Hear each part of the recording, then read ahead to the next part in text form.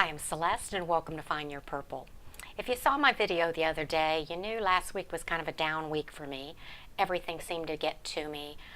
Even small things felt like big things. I called one of my sisters on Friday and she and her husband talked to me and prayed with me. They had been missionaries in Africa for years, and I just felt the world was kind of caving in on me. One of the things my sister said is I needed to give up control. I needed to surrender, take down my walls. And that's something I've known for years that I need to do. Well, on Saturday I made the decision I could continue in my pity party or I could step up and change things. And I went back to the small changes, the exercising again and taking care of my skin and doing all the things that I kind of let go this week. But it was an attitude adjustment. And when I got to the gym, I go to the local YMCA. I got on the treadmill. I was only going to walk on the treadmill for 30 minutes, but it happened to be a treadmill that had a TV on. And the movie that was showing was a Hilary Swank movie called Freedom Writers. It was about a new teacher who got a job in the inner city and was inspired by her students. What started out as a 30-minute walk on the treadmill ended up to be close to 2 hours, the entire length of the movie. This is one of those movies that I felt I really needed to see at that point in time. The character that Hilary Swank played, and it's inspired by a true story, took the students to the Holocaust Museum, and each one got a card with a particular child's name on it. Then they went and they plug it into some machine and they get a story about that child, and it makes that child not a number. It makes them really see the Holocaust from a child's perspective, and that really impacted them. And then she had them read the book The Diary of Anne Frank. They got talking about one of the women that risked her life for the 2 years to protect Anne Frank and her family, and her name was Meep Geese. And at the time the movie, again, it was inspired by a true story, Meep Geese was still alive, and the students had the idea of asking her to come to the United States to talk to them. So the teacher isn't sure she can make that happen. They have to raise money for it, but she sends the journals that she had the students write about their lives every day and what they were struggling with, and she made a copy of it and sent it to Meep Geese. Well, Meep Geese does come. One of the quotes that came from the movie that impacted me was one of the kids called Meep Geese, I don't know if I'm saying that right, a hero. And she responded saying, No, young man, no, I'm not a hero. I did what I had to do because it was the right thing to do. That is all. You are the heroes. Even an ordinary secretary or a housewife or a teenager can, within their own small ways, turn on a small light in a dark room. And that's, I thought, a message that a lot of us could hear. We all, in our small ways, can turn on a light in a dark room. So that kind of made me shift how I was thinking that day. And so my world hasn't changed. I didn't win the lottery. I didn't get some huge listing or sell a house or anything. But yet how I was looking at life shifted simply by putting my life into perspective. And then today I went to church, and the talk was about, at the end of time, when you go into judgment, there'll be the question of, what did you believe will be one. But one of the other questions will be, what did you do with the gifts God gave you? And that a reason we are down here on the earth is, one, to find Jesus.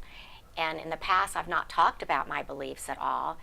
And I probably wasn't acting on them either, but I definitely didn't talk about it because I didn't want to alienate anyone.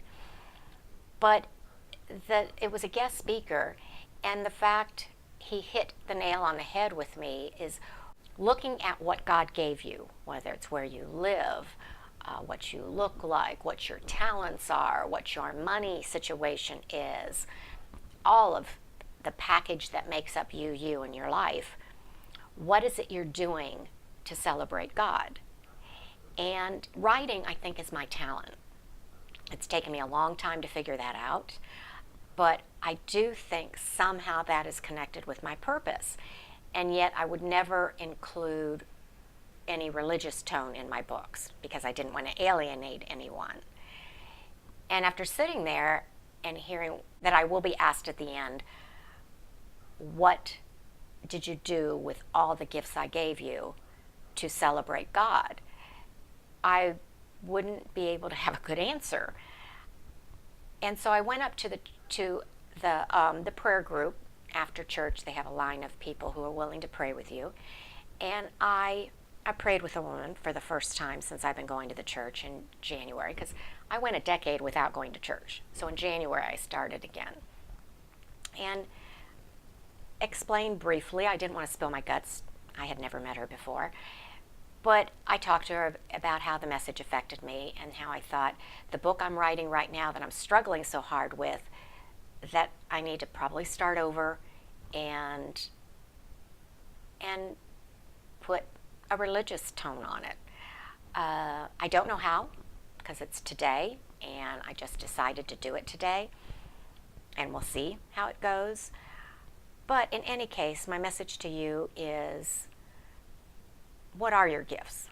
And are you sharing them with the world? And Find Your Purple is a channel all about finding your purpose and sharing it with the world. I just am now, for me personally, taking it a step further and including how I can use those gifts to celebrate God and my belief.